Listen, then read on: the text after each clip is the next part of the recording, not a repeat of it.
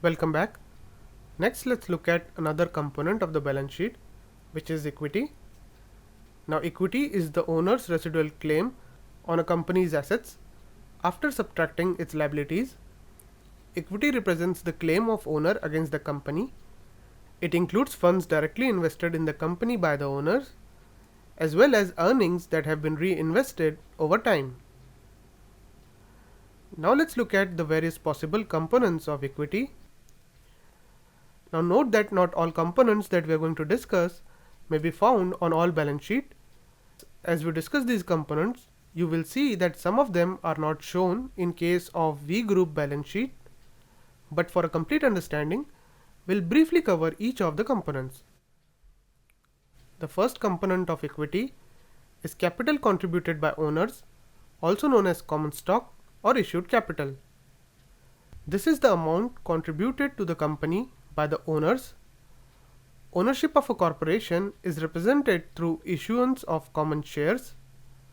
For each company, the number of shares authorized, issued, and outstanding must be disclosed to the shareholders.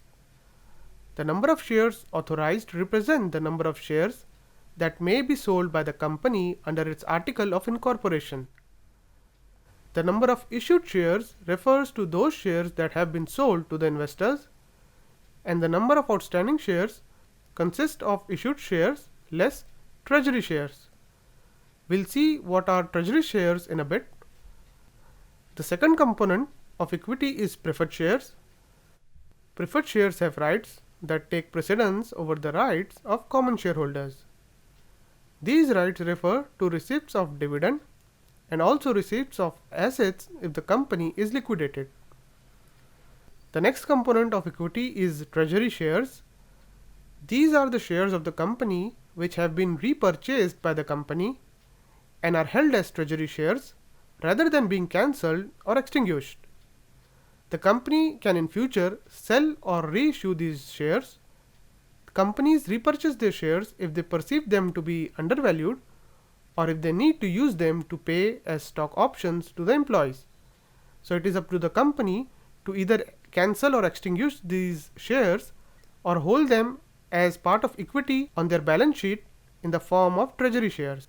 The next important component of equity is retained earnings. This is the cumulative amount of earnings recognized in a company's income statements. It represents the share of profits of shareholders that have not been repaid to them as dividends.